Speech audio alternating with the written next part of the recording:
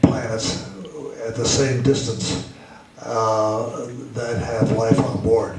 And I looked back at our planet too, because I said, this planet has about the right mass to contain the water in the atmosphere, and at the right distance from the sun, not too close, not too far, to get the energy to, have life begin. So everybody should remember that you are really privileged to be here on Earth. I got back from that flight quite nicely, and very fortunate that we took that picture Earthwise. I'm sure that you've all seen that picture. It tells in one photograph exactly what we have back here. My last flight was Apollo 13.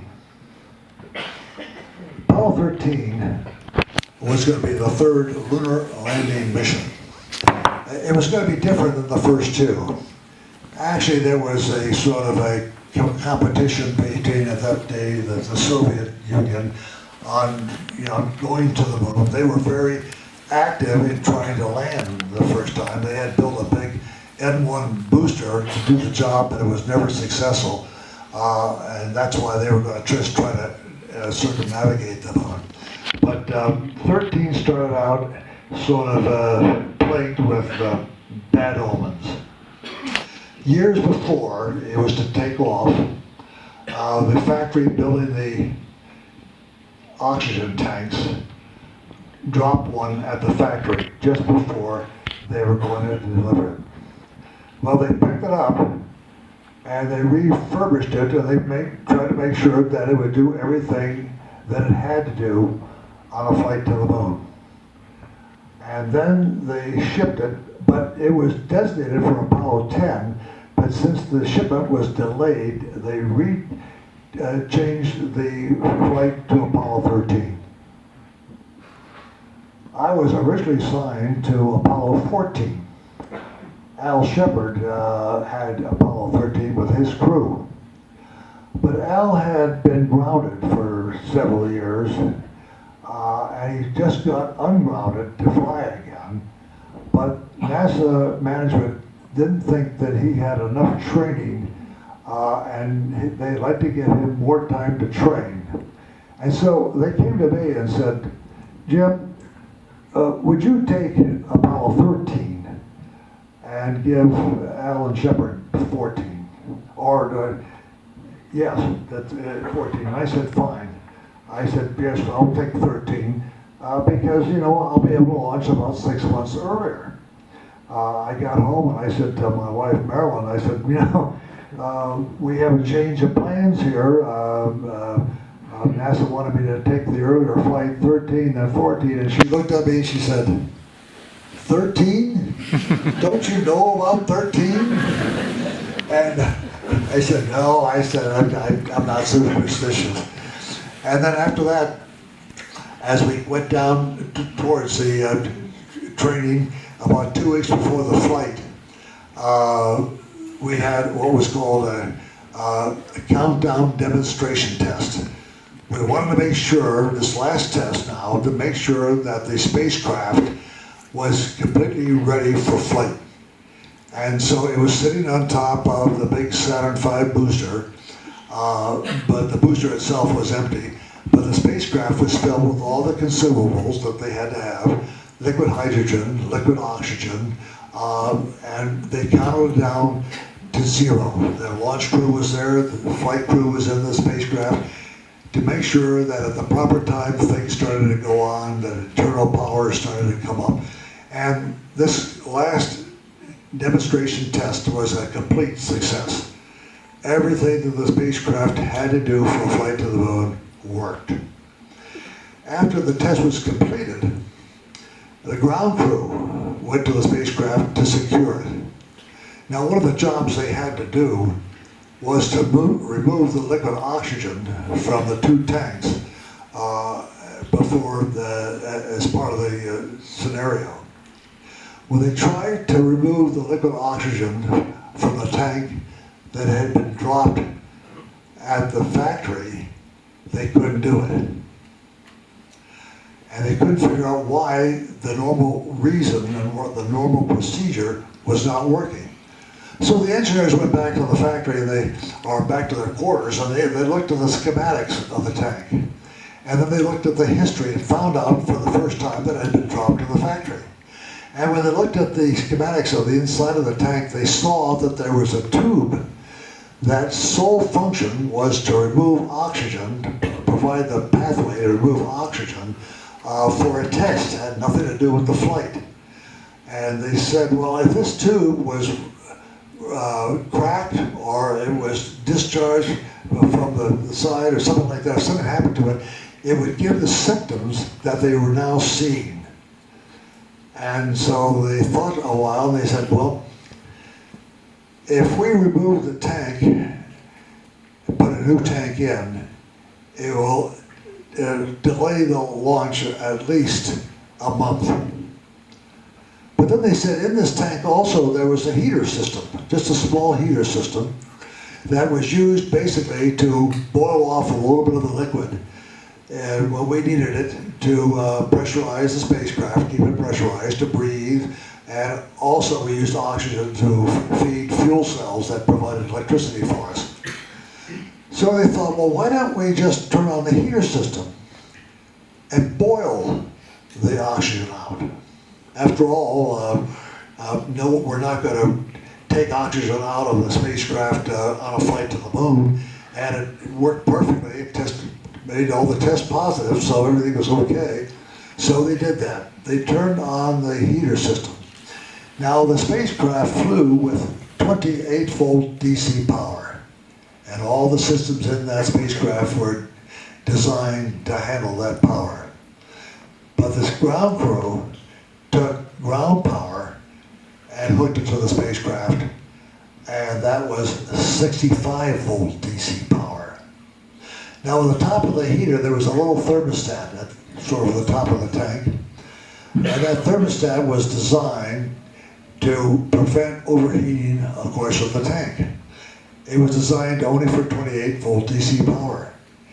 And as the fluid went down, because what they thought would happen actually happened. The heater went on and we started to boil the oxygen down.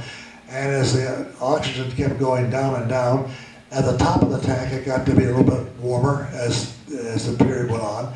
And when it got to about 80 degrees, the little contacts of the thermostat started to open up to shut off the power and prevent overheating. But the 65-volt power overpowered that, and instead of opening up, they welded them shut. And after that, we had no protection of overheating. No one caught it. It looked perfectly natural on the outside as the oxygen was down till we got it all the way down to zero. But towards the end of the program, towards the end when the oxygen got almost empty, the temperature went way up, almost about 900 degrees. And we know this from tests after the flight. It ruined all the Teflon protection, it buried all the wires. Essentially, it was a bomb waiting to go off. Another thing happened on this flight that made it sort of anonymous. 4 days before the flight, we discovered that the entire crew had been exposed to the measles. As a matter of fact, the backup Lunar Module pilot, Charlie Duke, had the measles. Well, the doctors quickly looked at our records and found out that Fred Hayes and myself had the measles when we were children, and we were essentially immune to the measles. But not Walt Cunningham, but Tom Mattingly, TK Mattingly, was a bachelor. He never had the measles, and there was no doubt in the doctors' minds that he was going to come down with them, being exposed just about the time he was orbiting the moon by himself, waiting for us to come up and rendezvous. Well, I argued with the doctors. I said, look, Mattingly and Hayes and I trained for months to have this thing go perfectly okay. I didn't want to lose him because we work as a team. And of course they said thank you, and they dropped him and put Jack Swigert on board. But Jack was a very good pilot. He sometimes, if you saw the movie, he sometimes, the movie made it look like he had to earn his wings every day. But that was not the case. He was very competent. Swigert was put on board there, and we were set to go. The flight took off at April 11th, 1970, at 13:13 Central Standard Time. I thought, no, I should have known something was going to happen. But it took off fine. We kept going faster and faster. We got around the Earth. We checked our spacecraft out, headed towards the moon. But about 30 hours after we took off, I got a call from Mission Control. They said, if you want to land at this place called Frombarrow, it's in the center of the moon, and the third flight was going to be the first scientific flight. The first two were sort of, you know, get there to the moon, land on the moon, beat the Russians and come back. But after that, we want to do science. But we were going to land in the hilly part of the moon, and we knew that the material might be different there because that area was brighter if you look at the moon. And we knew that there was ejecta flying on the surface thrown up by volcanism in the early stages. So that could tell us a lot about the interior of the moon. And in about 30 hours, I got this call, and they said, if you want to have the sun in the proper position for the landing so that you can see the shadows of the rocks and the boulders on the surface, we'll have to get you off this so-called free return course, which was the extra safety factor in case something happened to our engine. And so we looked around the spacecraft, everything looked fine. Our two spacecraft, by the way, are married together now. The Lunar Module called Aquarius. Odyssey was the command service module, and this is sort of the mothership. I got the attitude to maneuver 2, I did that. I fired the maneuvering engine, worked perfectly, moved us over to a new course to the moon, which we called a hybrid course to the moon. Now, the hybrid course to the moon would do exactly the same thing. Coasting all the way, we could get directly to the moon. But if something should happen to the engine that we couldn't use it, we would go by the moon and use our little attitude rockets and their moon's gravity to turn around, come back to the Earth, but the closest point of approach to the Earth would be about 40,000 miles out. So then we are now on an elliptical orbit with the perigee around the Earth at about 40 miles out, apogee out to where we'll intercept the moon at about 3 days. But we didn't worry about it. I mean, everything is fine, everything's going right, and we kept on going until about 2 days out. We had just finished a television program, and when I suddenly heard a hiss bang, and the lights started to flash on, and jets were firing, and kind of noise all over, and I looked up at Fred Hayes, and he was just coming down from the Lunar Module, and I could tell from his expression he had no idea about what was going on. I looked at Jack Swigert, and Jack was the same. His eyes were as white as saucers, and he didn't know what was going on. And as a matter of fact, as I looked at his face, I could see that he was thinking that, why am I here? He just got on 4 days ago. But that suddenly put us in a mode from a comfortable, the third flight to explore the moon to one of survival. And Mission Control itself didn't quite believe what happened. Of course, we work with the idea of redundancy. We have 2 or 3 of something. We work on extreme reliability. And to think that in this explosion, we had lost 2 oxygen tanks, 3 fuel cells. The fuel cells develop electrical power, and that's our major source of electricity for these flights. We lost briefly the radio, the computer, just about everything. But they thought seeing the instrument on their panels, because they get the information that we have on our instrument panel through telemetry coming down from the spacecraft. And they thought, well, you know, a solar flare must have come through here. It's a communications problem, that's all it is. That will disappear here pretty soon, and we'll start getting the correct readings on our instruments. But in the spacecraft, we knew that it was not an instrument problem, but a real problem. And I knew that exactly when I looked out the window, the left window, and I saw escaping at a high rate of speed the gaseous substance, which I knew was oxygen. And then when I looked back at the quantity gauges of our two tanks, and one was 0 and one was starting to go down, we knew that we had to use the Lunar Module somehow, some way, as a lifeboat to get home. And finally the ground knew the same thing, and we got into the Lunar Module because the command service module was dying very fast. The explosion of that one tank actually caused the second tank to lose itself in integrity, and actually the gas that I was seeing at the time was the second tank of the oxygen that was escaping. The original explosion had just ruptured the first tank completely, and all the gas went out and blew the panel off the spacecraft, and it also damaged the second tank. Well, the first thing we had to do was to get the Lunar Module ready. We had to fire it up, and we called the mission control. They finally realized there was a real problem, and so they said, well, let's get the Lunar Module all squared away. We did that. We transferred the guidance from the dying command module to the Lunar Module just in the nick of time. We had to know the attitude of our spacecraft so that we could make the proper maneuvers. That attitude was well known in the guidance system of the command module, but the Lunar Module was dead. It was powered down. We never powered up until we get to the moon.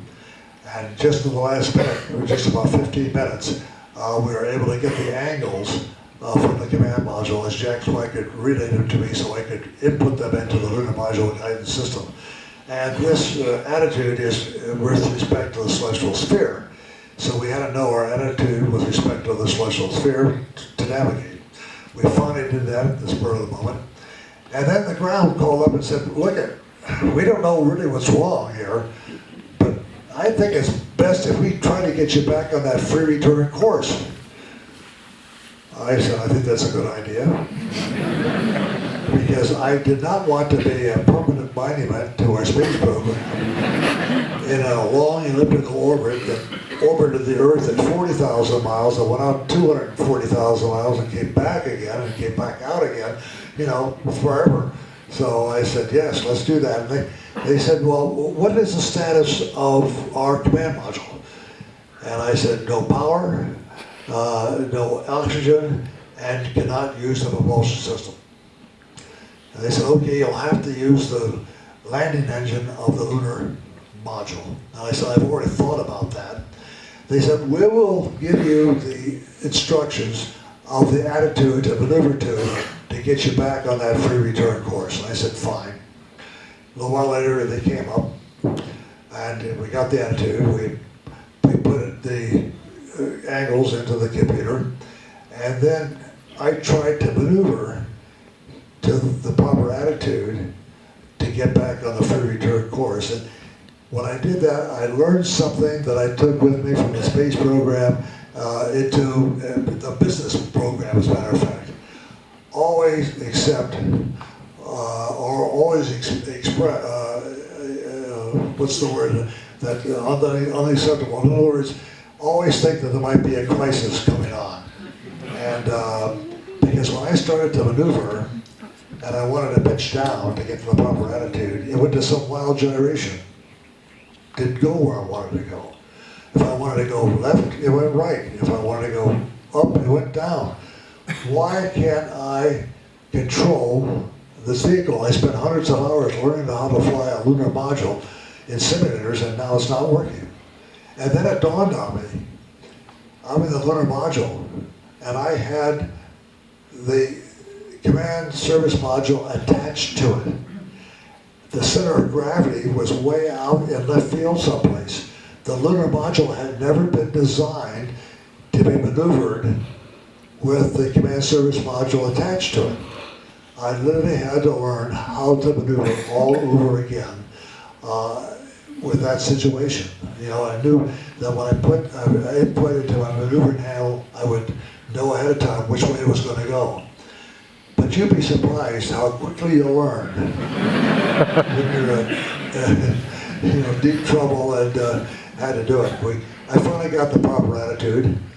I lit the lunar module engine, the landing engine. It moved us over to what we thought was the free return course. And we breathed a little sigh of relief.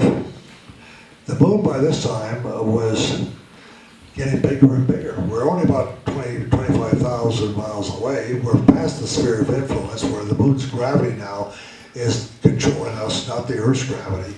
And we passed that sphere of influence at about 2,000 miles an hour from the coasting, and then we're speeding up, and we would normally get to the moon around 6,000 miles an hour.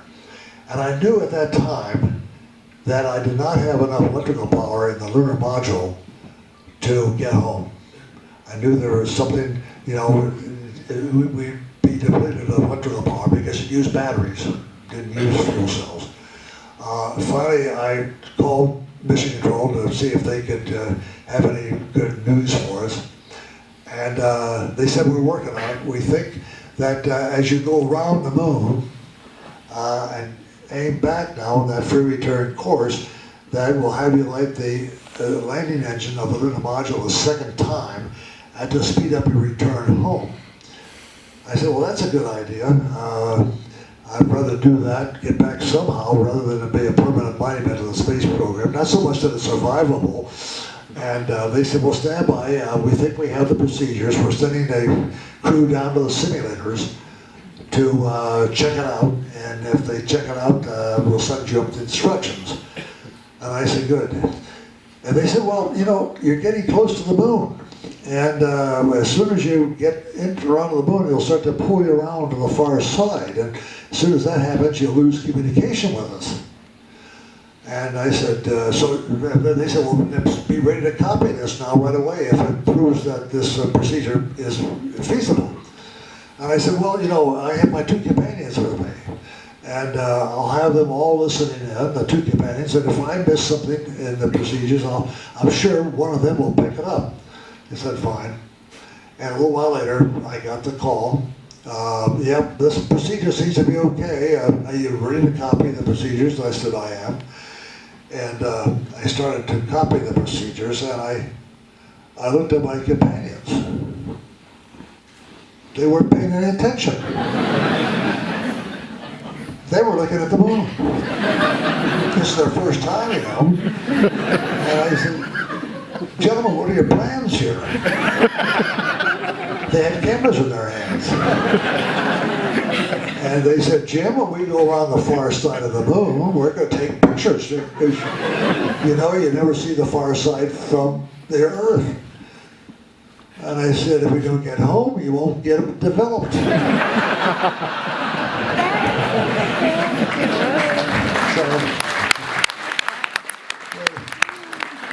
I got the instructions, made sure I got that. And as we moved around, coming back and using our attitude to the lunar gravity, of course, to help us to get back on what we thought was the free return course.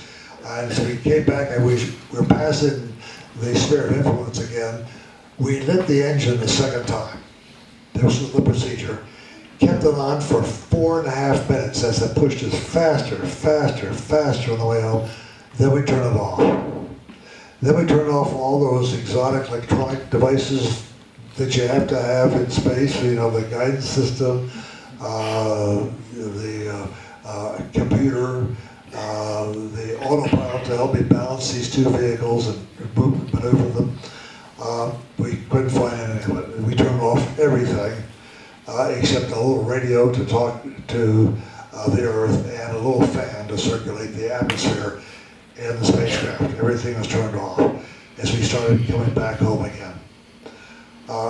you know, when it's kind of quiet and there's not much to do and you're in a tight spot, you really start to think. I think it was Jack Swackett that was thinking, because he came up to me and says, you know, Jim, we might be exceeding escape velocity. Let me explain that a little bit. If I walk outside of the school, I have a baseball in my hand. Pretend we don't have an atmosphere, just space. And if I can throw that baseball out into space a little over 25,000 miles an hour, this baseball will not come back to the Earth. The ball will not go into orbit about the Earth, but will eventually escape from the Earth and probably go into an orbit about the sun. And I said, Jack, don't you recall we got back on that free return course? That course should guarantee us safe passage through the atmosphere, a safe landing back on Earth. How does it do it? Let's pretend that the top of our atmosphere, it's a little flat spot. To make a safe landing back from a lunar voyage at the speeds we're doing, we have to come in and enter the atmosphere inside a 2-degree pie-shaped wedge like this to make a safe landing. The wedge can be not less than 5.5 degrees, 7.5 degrees, and if we go faster and faster, it becomes narrower. If we go underneath the wedge, we skip out, like skipping a stone on water. If we come above the ledge too high, we'll be a fiery meteor for a few brief seconds as we disintegrate by the effect of the atmosphere, the deceleration. So that's what we had to do. And so I said, Jack, it's all simple now, it's fine, you can relax. We got back on the return course, we speeded up to think that we could have enough power until we land. And one of the things we had to do during that interim was to transfer some of the battery power from the Lunar Module into the command module, because we had a little battery there, but we had even depleted that when the explosion occurred, and we have a little oxygen tank, and they're used after we jettison the rest of it. And so we said we got relaxed a little bit until about 105 hours after this entire mission, and I finally got a call from the control center, and they said, we've been tracking you for some time. We thought you were on the free return course, but you're not. You're below the course. You'll probably miss the atmosphere by 60 to 80 nautical miles. I said, thanks a lot. I said, you know, we've turned off all the electronic stuff, all the nav aids. We're flying by the seat of our pants up here. And they said, we know that. And we've been thinking about it for some time. And they said, Jim, you remember Apollo 8? You know, the first flight to the moon? I said, yes, I was part of that. And they said, do you remember the final emergency procedure that we thought up? It was sort of way out. But in case all those other emergency procedures didn't work, because this was the first flight to the moon, we didn't know what you would end up doing or what was going to happen. And I said, yes. I said, I remember that emergency procedure. In fact, I helped develop it. And we put it in the back of the flight manual. But after Apollo 8, we thought it was so way out, so unnecessary, we just tore it out to save weight. They said, you're going to have to use it now.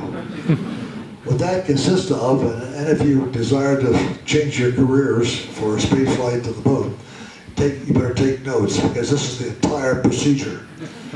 I had to somehow manually maneuver the spacecraft so I could get the Earth in the window of the Lunar Module. You've all seen pictures of Earth from space. The nighttime, the daylight, and that line between the two we call twilight here as it passes overhead. Out there we call it the terminator. In the window of my Lunar Module I had a gun sight crosser, normally used for rendezvous and docking. If I could somehow manually maneuver the spacecraft around without the use of stabilizing or autopilot, and superimpose the horizontal line of my crosshair on the Earth's terminator, that would then place the engine to either steepen up or shallow out that angle on the way home. Now I need this.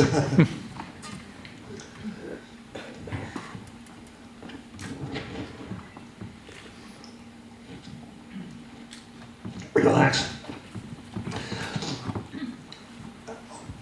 And also, if I can get that in position, and then light the engine, Lunar Module engine, just at the right time, I could either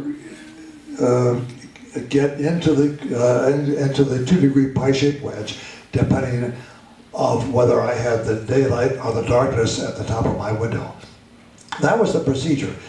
Getting the window, getting this Earth in the window, putting the horizontal line on the terminator, and then if I wanted to shallow out, I did either the daylight on. If I wanted to steepen up, I could put the nighttime on. I also had on the side of my console 2 buttons. One said start, other one said stop. This was a direct link between the battery and the engine. Normally this link goes from the battery through the computer, does all the work to make sure everything's right, then if everything's fine, it turns on the engine. We couldn't afford the computer, it was shut down. And consequently, I looked at Jack Swigert. And I said, Jack, you have a watch, because all the clocks on the spacecraft had since stopped. And I said, you tell me when to light the engine, you tell me when to turn it off. And he said, fine. And so at the proper time, he said, start. I hit the start button. Engine came on. I tried to keep the Earth in the window vertically. I told Fred Hayes to take his maneuvering handle to keep the Earth going horizontally. And the engine burned for 14 seconds. Jack said stop. And then, of course, we stopped and waited to see whether we had gotten back up into that corridor to come back in a safe time for landing. I wouldn't be here today to talk to you about this if we weren't. We actually landed in the Pacific Ocean just about the same place as we would on a normal flight, except that we landed there about 2 days early. We had the task force there, and I have a little video now I'd like to show you some of the highlights of this particular flight. So I'll step aside here and narrate it. It's silent. We made it for Congress back in 1970. You know, Congress investigates everything. Fortunately, this was a good investigation. So if I could have the video, please. It's called a quick look, highlights for Congress, but that's our Saturn V. The real tragedy of the space program was not to keep building these things after Apollo. That could put more mass into low Earth orbit, which would be just right to build the International Space Station. But we lost the plans, we lost the people, we lost everything. That's Fred Hayes getting suited up on launch day. That's Jack Swigert still trying to figure out how he got here. And then we're putting our suits on. And these days we are purging our bodies of nitrogen. So we wouldn't get the bends because we flew the spacecraft at low pressure, so approximately about 27,000 feet. And so you'd see us in spacesuits and breathing oxygen out of those canisters.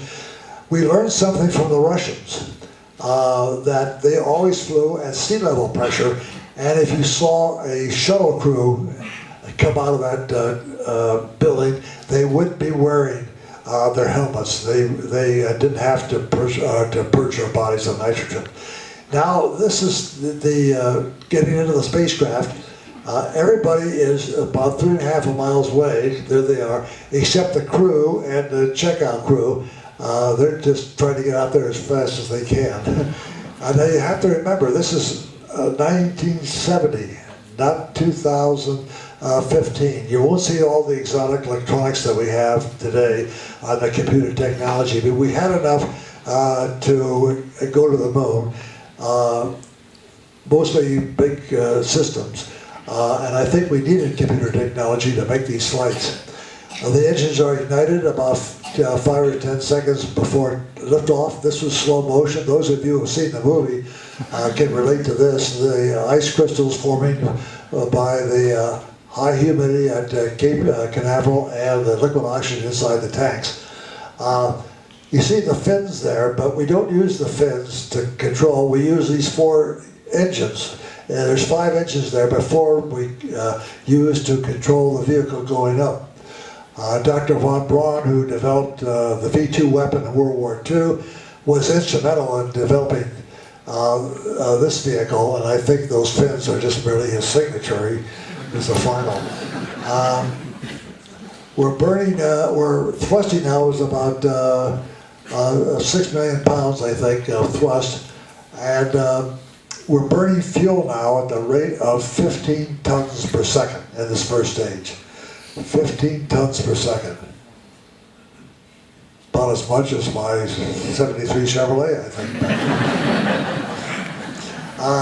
It took about a minute and a half longer to get into Earth orbit because we lost that engine on the second stage.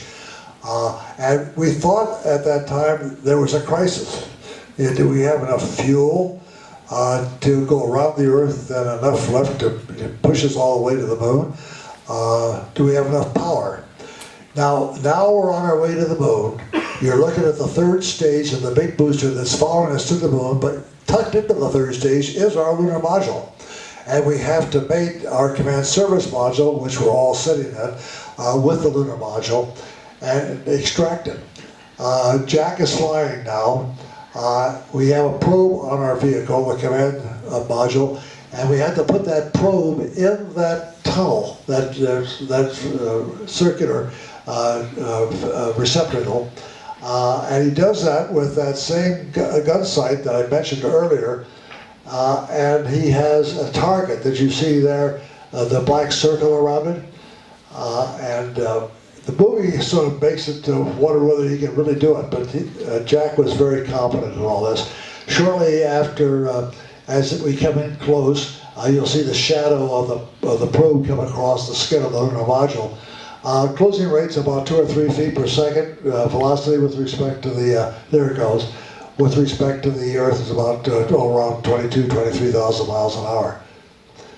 And there's the 3rd stage now, still going to the moon. The ground can control it, and so that it hit the moon, and we learned a lot about the structure of the lunar surface. So this was the only successful experiment on this entire flight.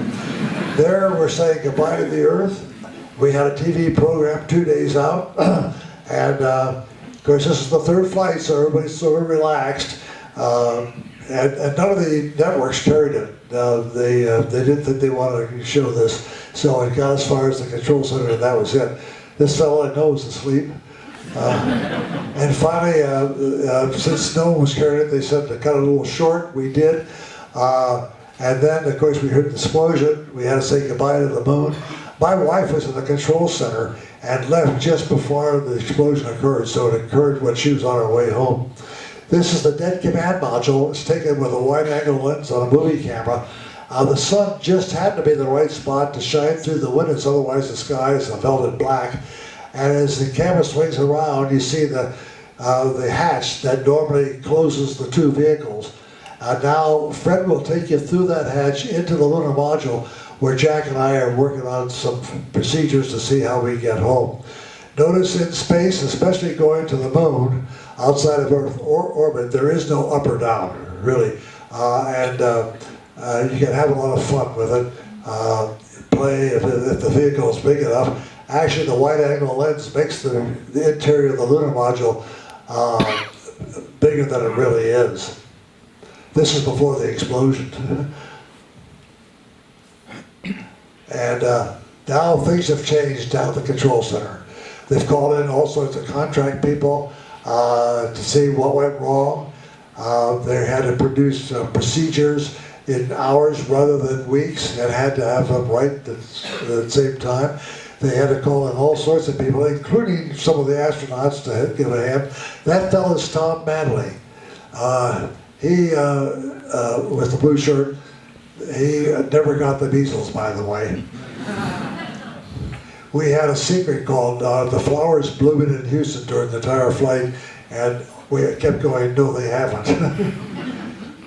Finally, on our way back, Jack's in there looking at the procedures. I'm rubbing my hands. The temperature kept dropping all the way home. We got down to about 34 degrees Fahrenheit by the time we got home. Fred is helping out now, and then we have to figure out how to get rid of carbon dioxide. In the Lunar Module, we had just a canister for 2 people for 2 days to get rid of carbon dioxide, which is poisonous in large concentrations. And the amount of carbon dioxide was building up.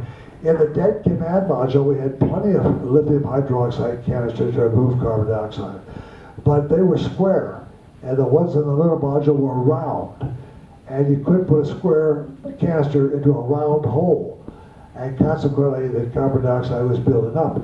And we had to figure out a way of taking a square canister to work in the Lunar Module system, and we did it with duct tape, with plastic, cardboard from an old manual, and an old sock, and it worked perfectly.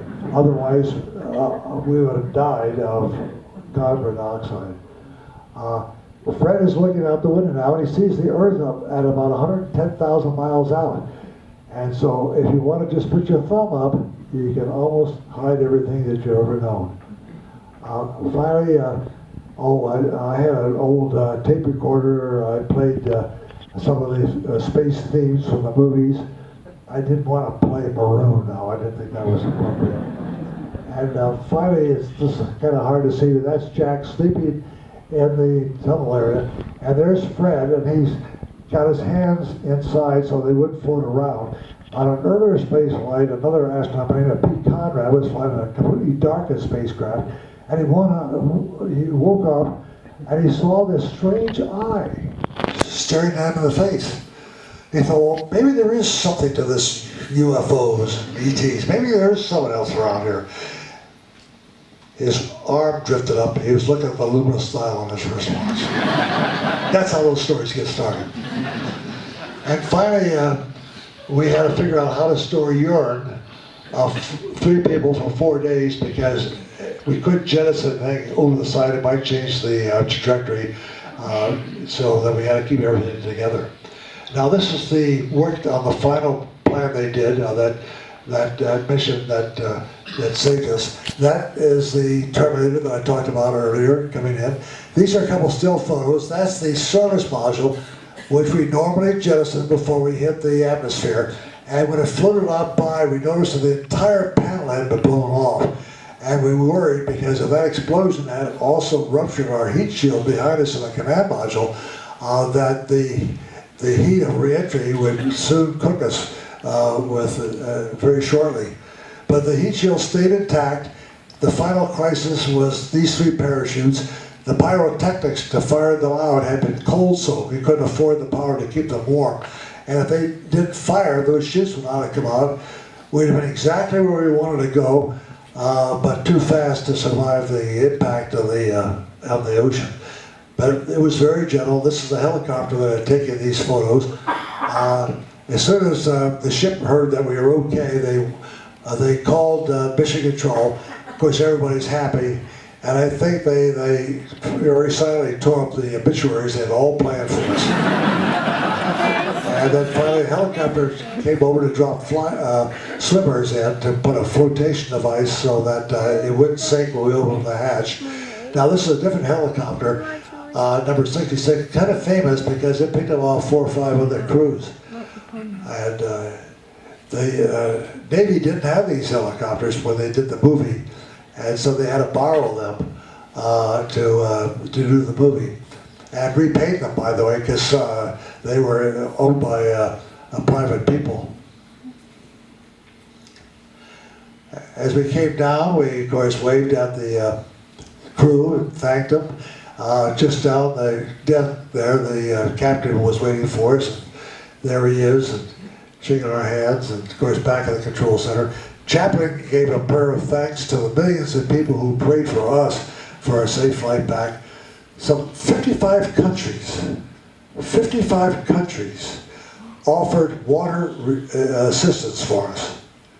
Countries like Czechoslovakia, Paraguay, they don't even have coastlines. I didn't know how they're going to do it. At the control center, after every successful flight, they shake hands, and in those days they smoked cigars. They don't anymore. I was able to talk to my wife, and also Fred was talking to his wife, and I forgot to tell you, Swarkin is also a bachelor, talking to every single stewardess on Eastern Airlines. Let me just mention one thing.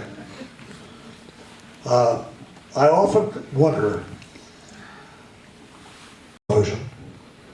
we landed on the moon, picked up some rocks, said some forgettable words, got back safely.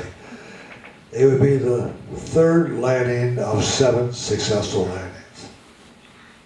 Just think, we wouldn't have those phrases in the English language like, Houston, we got a problem. We wouldn't have, a failure is not an option.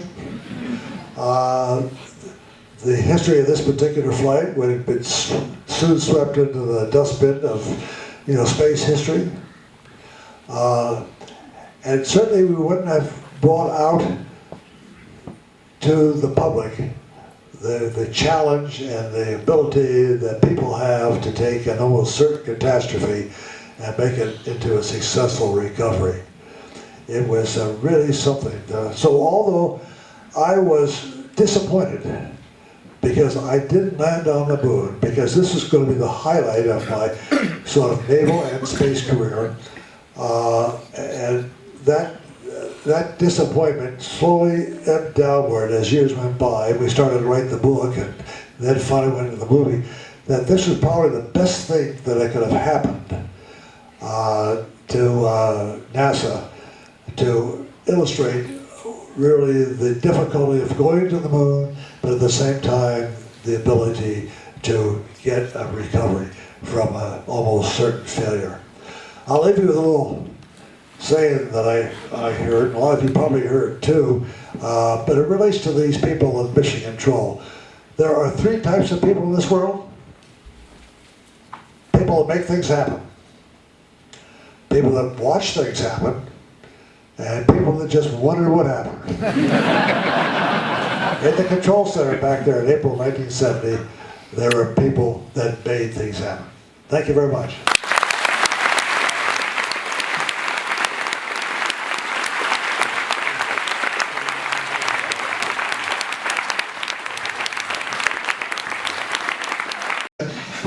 I thought I'd just get things moving with the first question. And you described beautifully the skill as an aviator that you required when you were flying, particularly Apollo 13, but also navigating Apollo 8 and flying that vehicle. And I thought it was wonderful as you described the centre of mass being off and you had to relearn to fly.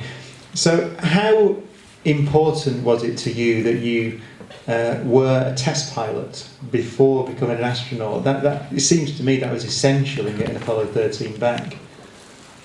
Actually, in the beginning of NASA, which was essentially in a new era, a new medium, they needed people that had been used to testing things, testing airplanes, and to make sure that they could do that. So this type of individual, I think, was the type that could easily go back into the extension of spaceflight to have taken his experience as flying airplanes and looking at problems that going on, because in the beginning it was all research and development. Today, for instance, the International Space Station, the people that go up there are not essentially people that had always had the ability to be in the aerospace industry. I mean, we've had visitors up there. We've had, in the early days, we've had congressmen go up there. And today we have some people that are just going up to the visit. So I really think, though, the type of individual that that it likes to be an astronaut is a person that sort of lives on the edge a little bit. Yeah, well, you said to me the other day, we were talking about your test flying career. So you test flew the Phantom, and you had to get that onto aircraft carriers. And so of all the dangerous or challenging situations you've been in, is Apollo 13 the most challenging, or is it in fact a flame out in a Phantom trying to get it onto an aircraft carrier? Actually, for being dangerous, of course, when the explosion first occurred in Apollo 13, we didn't know what happened. But as the percentage of going higher and higher, of getting back successfully, there is a crossing point where landing on an aircraft carrier and getting back probably cross each other. And so, yeah, I think the night landings, I was a night fighter pilot aboard an aircraft carrier when we still had the straight decks rather than we adopted the British angle deck in the beginning. And it was very challenging at night with some of the rudimentary electronics that we had. And so that landing and building up to taking that challenge and accepting it, I think really helped me out into the problem of Apollo 13. And my final question before I take questions from the audience is, I know that I think yesterday you mentioned, I don't think you mentioned it today, that you felt Apollo 8 as a flight, as a successfully completed flight was the highlight of your career. You spoke beautifully about that challenge. Yes, it was. Apollo 8 was really the one flight that I look back on most as the high point of my career. To be one of 3 people to go to the moon. I was a navigator to navigate that distance. And actually, though, to see the Earth, more so than to see the far side of the moon, to see the Earth as it really is. And as I mentioned, you know, we have to be very lucky where we are right now. You know, you said, it seemed to me that when I've spoken to other test pilots, and firsts are important, like the first flight of a new aircraft. You mentioned there that the idea that you were the first human being to navigate across 250,000 miles, that sense of achievement is what you mean, that's a real first in your career. It was something like on Apollo 11, I was Neil's backup, and towards the countdown phase, when obviously I didn't need to be of help any longer, I was asked to host Charles Lindbergh, and so I had Lindbergh down at the beach, and as the countdown went down to the last final minutes, I said to Charles, I said, take a look at that command or that spacecraft up there. You know, they're going to attempt to land on the moon. And he sort of looked at me. Then it looked like he was thinking for some time, and I suspect he was thinking about his own trip from New York to Paris, some 33 hours. And then he was thinking about Apollo 8, the 240,000 miles to go there. And he looked at me and he said, yeah. He says, this is going to be a very auspicious moment. He says, but Apollo 8 is the one I've really thought about. Okay. Wonderful. Okay, so the idea is hands up. First question. Sir, first of all, thank you for 4 brilliant days, and also Professor Cox for the last 2 days. It's been absolutely wonderful. My question concerns the lamentable position that America is currently in not being able to get their astronauts up to low Earth orbit other than by way of Soyuz currently. Could you tell us please what your view is on the commercial space program now, and do you think it will ever overtake the governmental space program? Well, first of all, I'm very much, as you might suspect, very disappointed in the direction that the U.S. space program is going.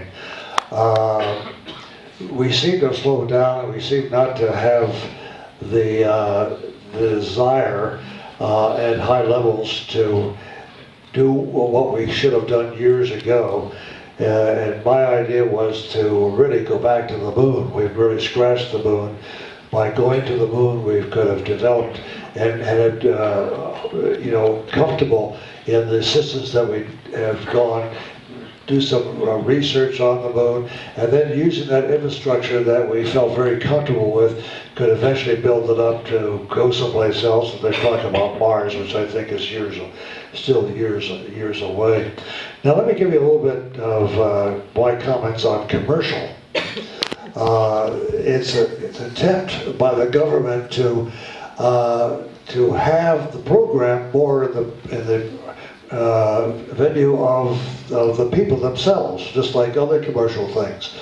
But my definition of commercial is a group of investors get together, they determine they have a product that they would like to sell, and so they get the money in, they invest the money, they design, they plan, they build, and they test this product, and then they sell it on the open market. Now let's take a particular company like SpaceX.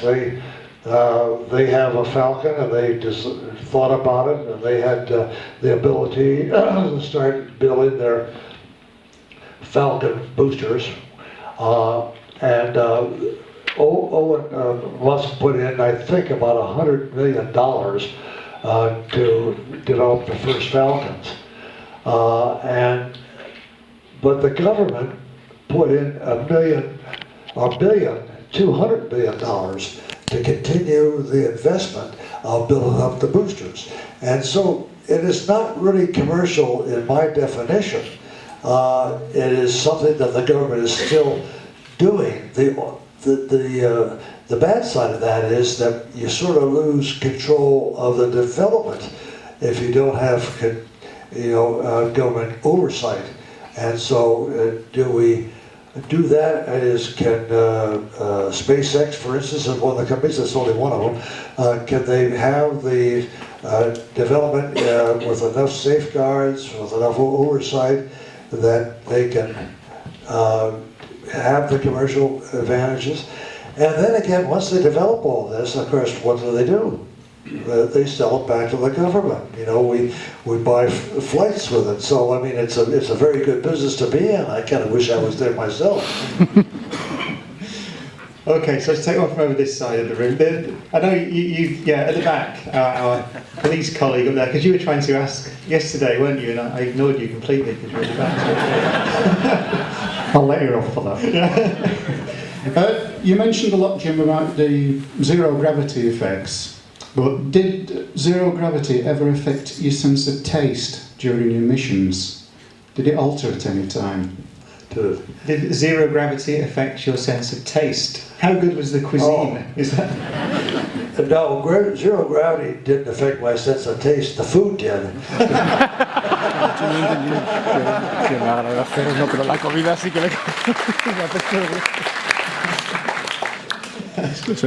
Okay, so we're going in that side.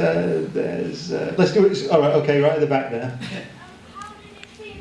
Oh, wait for the microphone. How did it feel to be one of the first human beings to see the far side of the moon? Well, I was very honored to see the far side. As you know, we had pictures of the far side by the time we got there live, and so we fairly well knew, what it was going to look like.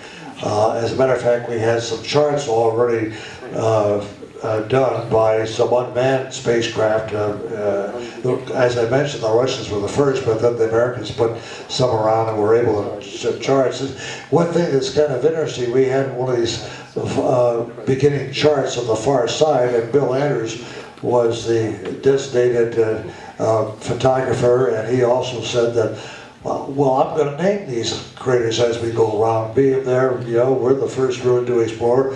So he named all the craters, basically, American naturally.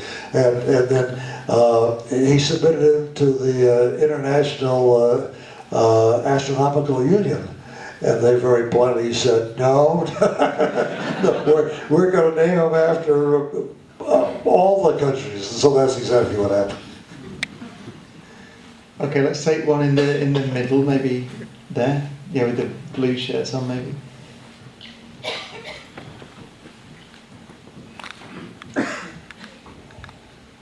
Hi, can you remember what your first thoughts were when you were told that the Apollo 8 mission had changed and it was going to be a lunar mission? Yes, we were in Downey, California, going through testing of the Apollo 8 that was going to be an Earth orbital mission, testing the Lunar Module. And suddenly when we found out that we were actually changing the course, I was elated. I don't know why, I guess I didn't realize the danger that was involved, but I thought, you know, I've only been at Apollo, been around the moon, or around the Earth twice, and 2 Gemini flights, so like, you know, 300 some odd days going around in Gemini. And I thought a change is really going to be fantastic. And in fact, on the way home, I was sitting in the back of our airplane at the time, and I drew the patch that is the Apollo 8 patch. You know, the triangular thing of actually the command module and the figure 8 thing, because I was really excited. I got home and told my wife, and she said, "What?" And but as a good old Navy wife, she went along with it. That this was the time to do it, and it was perhaps really the most successful Apollo flight going with regards to the lack of incidents doing or something failing or something like that. And very fortunate because we were the one that didn't have a lunar module. And so if something happened on 8 that happened on 13, I would not be here. Okay, let's swing over to that side. So maybe the lady there at the...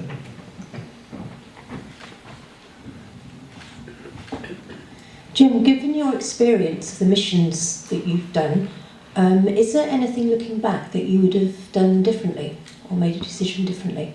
What was it? Did you? Oh, is there anything that you would have done differently given the missions that Oh, no, as a matter of fact, what we did on 13 was something that was a group effort. And so turned out that there were a lot of false ideas or more dangerous ideas, but eventually we did everything on 13 that would finally get to a safe landing. As far as my other 3 flights, naturally everybody in the program in those days wanted to be the first one to land on the moon. And so I got as far as being the backup. And I don't know if you recall the training of Neil Armstrong. He was flying one of those vehicles, lunar landing training vehicles, when he went out of control and had to bail out. So I was that close to being landed on. But he dusted himself off and went back to work. So. Would you have liked to fly a shuttle? Would you like to carry on to the shuttle program? Well, I would love to continue on in some of the early shuttle programs. After my Apollo 13 flight, I was assigned to do the cockpit, the human engineering of the shuttle, where the instruments should be, where the control handles should be, and you know, just what should be there, what to expect. But that's as far as I got by that time, and of course there's younger people coming in all the time, and so I knew it was time to move on. Although John Young took the first one up, didn't he? He's older than you, isn't he? John Glenn, John Glenn was actually did a second flight because, you know, being the first, and then he always had an idea that he'd want to go back into space, but of course he left the space program and he became a senator, and he was a senator for a long time, and he was a senator during the Clinton administration. And I think it was then that he said, gee, I think that you know, we ought to study the effects of older people.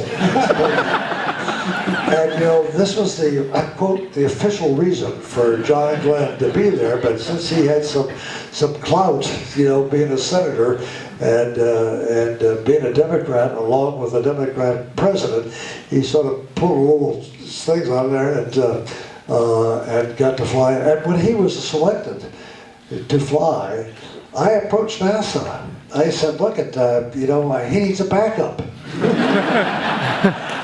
And they said I was too young. Going to swing by this. We should go to the front on this side, shouldn't we? And then we'll work away. We've got about, I should say, about 10 minutes left. Thank you. Coming back to a couple of things you talked before about accidents, thinking of spaceship to the shuttle program. What do you think is an acceptable level of risk in manned spaceflight? What's the next thing that... what do you think an acceptable level of risk is? Oh, well, there's always risk in spaceflight. Let's face it. I mean, whenever you go at high speeds and you're sitting on thousands of pounds of high explosives and you're going into a vacuum and you're going to be far away from the Earth itself, there's risk involved. How much of the risk is going to be in the future compared to what it was in the past? No one knows. They tried to make the things as safe as possible. They look at all the aspects. We get experience in the past, which we can then project to the future.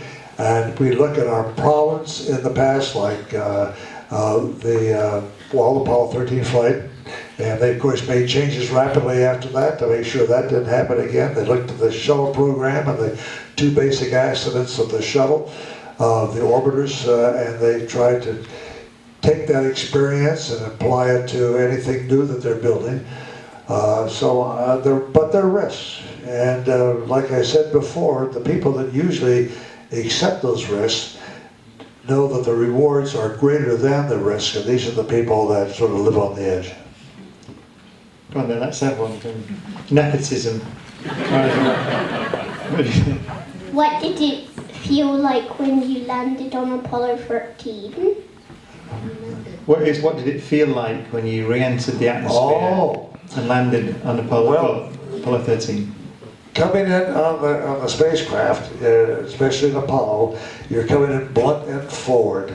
And so there is nothing so far. You're just looking. The Earth, of course, is getting bigger and bigger. You don't see it now, but suddenly on the corner of your eye, out the window, you see sort of a beginning of a glow. And then you sort of feel a little bit that it's not zero gravity any longer, and that you're slowly pushing against the couch that you're sort of lying on. And then that feeling becomes greater and greater and greater, and looking out the window, the glow becomes fiery stuff that's going by, occasionally flakes of material that are in flames going by, and so the Earth, or the G-loading becomes greater and greater. The way we go in from a lunar flight is not the way we go in from an Earth orbital flight. A lunar flight, because we're coming what we call super circular. In other words, we're not even at circular speed that would keep us in orbit about the Earth, but we're going faster than that. And so we come in this direction, and then we pull up. And right about that time, we're doing about 6 times our own weight, 6 Gs. And then we get back up again, and we do sort of a loop, and then we finally go less Gs, and then we pull over up to about 3 Gs coming in, and then finally we go down to 1 G. And about, I forget exactly the altitude, we put out drogue chutes. That sort of stabilizes us, and then when we get down to a safe altitude, we put out the main chutes. So it's a variable G loading in the way up. It's not bad at all. When we first designed the spacecraft, we designed it so that you come in at a max of 20 Gs. 20 Gs. Thinking that might be the case, trying to slow down to get into the... And actually for Apollo 8, on the centrifuge. We went up to 16 Gs to try it out. And I have to tell you, you don't want to do that. But all the flights have never exceeded over 6 Gs. Are there any other younger members of the audience with a question there? There's one there, and then we'll... Hello. Why did you want to be an astronaut? Why did I want to be an astronaut? Yeah. That's a good question. Why did I want to be an astronaut? I was interested in astronomy at an early age. I had an uncle who was a very early naval aviator, number 58, wanted to go into aviation and thought that was fine. In high school, I happened to come across a pamphlet written by a professor by the name of Robert Goddard. He was a pioneer in the development of liquid fuel engines, and this pamphlet was called A Method of Reaching Extreme Altitudes. It was written in 1913. And so I started reading this pamphlet. Now, a lot of it I didn't understand at the time, but it seemed to be really an interesting project, an interesting, thing to get into. And so my friends and I, we started to build solid rockets in high school. I mean, we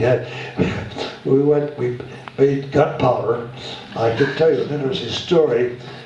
We got these little tubes, mailing tubes, and built a little engine, a nozzle down the bottom, glued it in. And then for fuel, I figured, I got some information from the chemistry lab of, charcoal, potassium nitrate, I think it was, and sulfur or something like this. Anyway, 3 of these things, and I was in Milwaukee, but I was visiting my folks, my aunt and uncle in Chicago, and I went down, I'm a teenager now, and I went down to this chemical company, and I said, I'd like to have a little charcoal, potassium nitrate. and this company sold chemicals by the carload, and then they said, why do you want these? And I said, want to make rocket fuel. And they said, do you know this is gunpowder? And I said, oh, I didn't know that.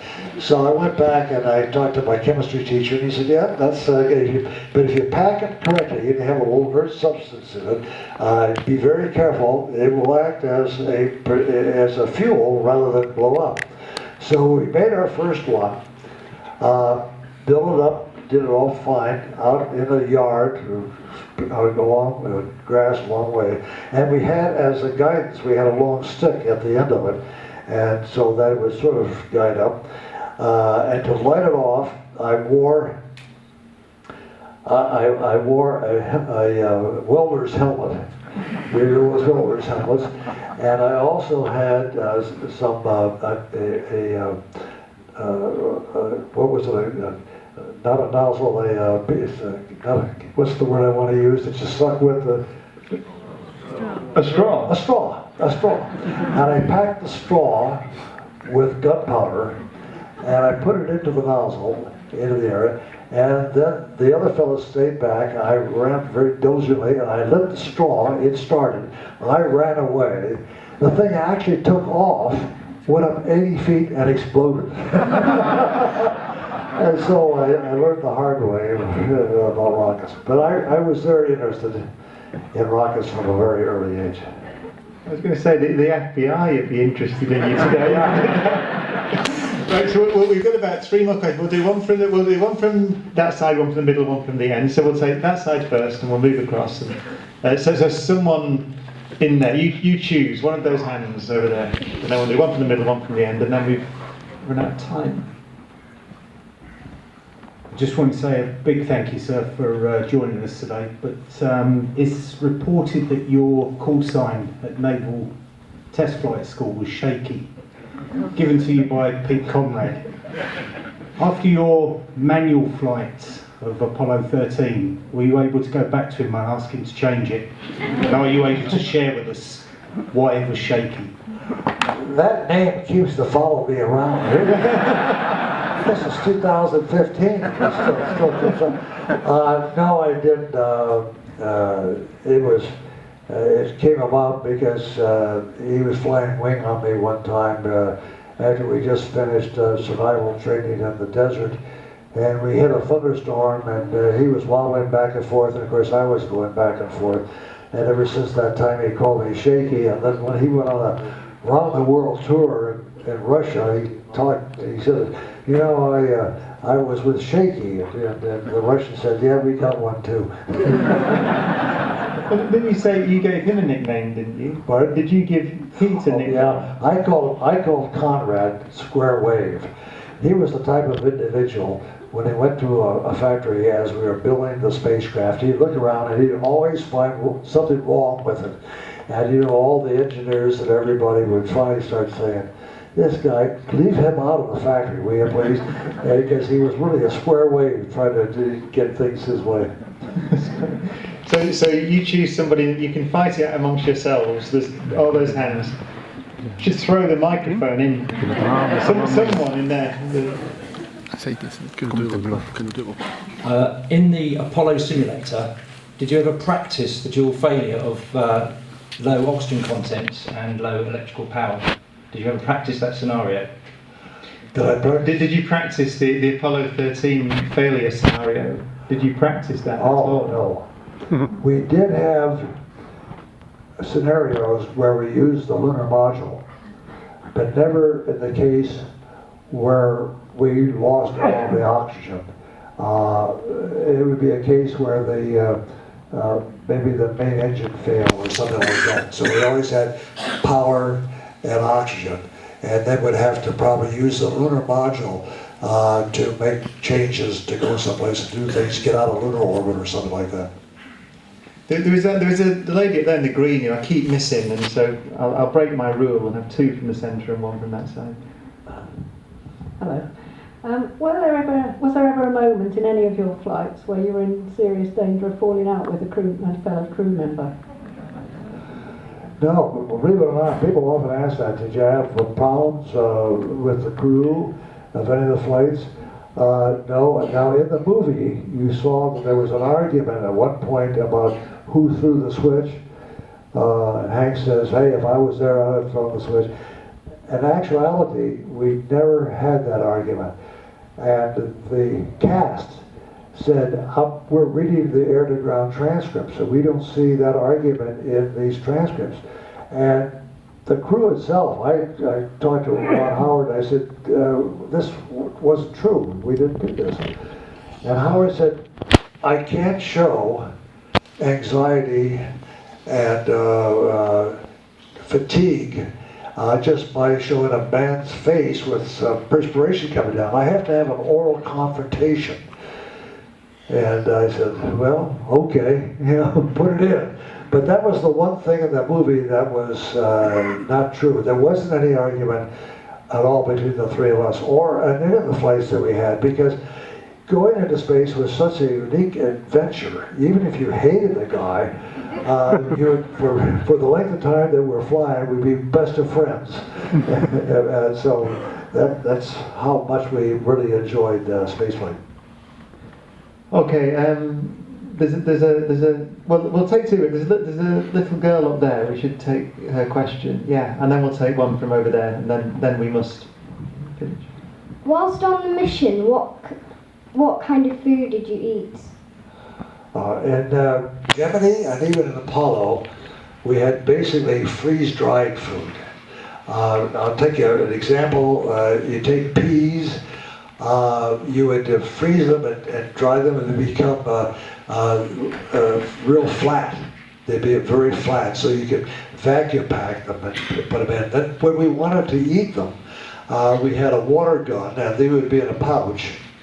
And you put the water gun in and spread water into this pouch, and we'd rehydrate them, and they would pop out to be peas again.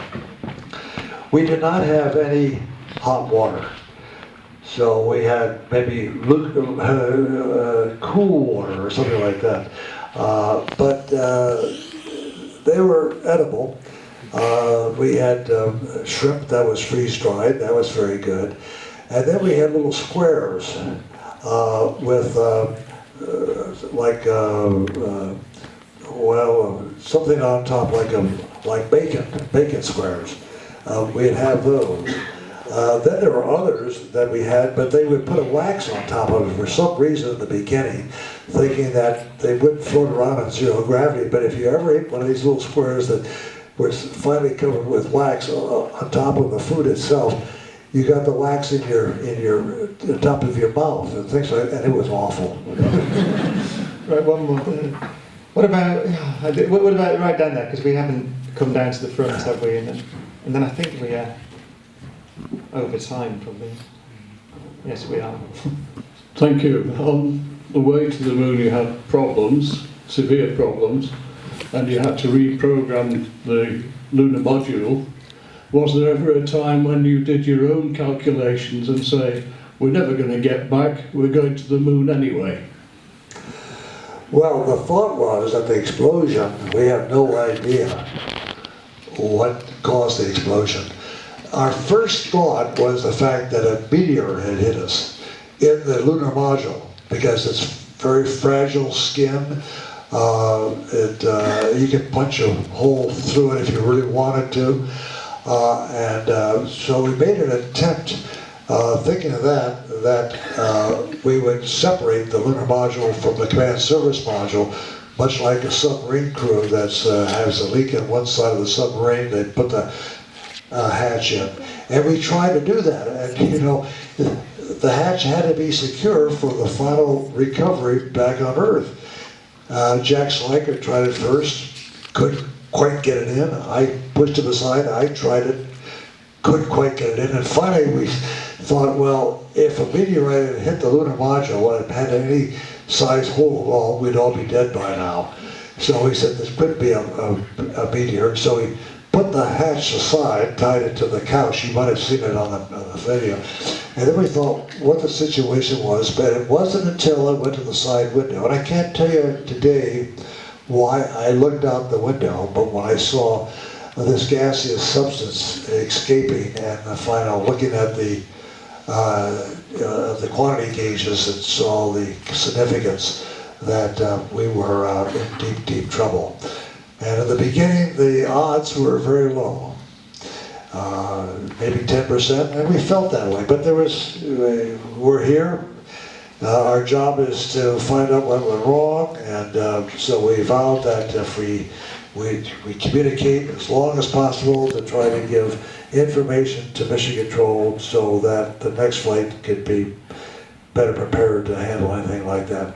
But as the time went on, and as one crisis came up at a time, and we were able to overcome that crisis, much like getting rid of the carbon dioxide, or getting back on the proper course, then the percentages went up, all the way up until hopefully those 3 parachutes would come out.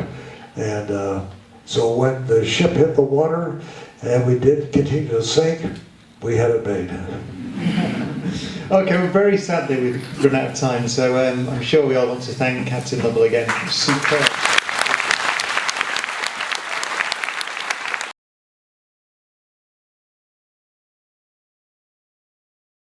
Houston, we got a problem.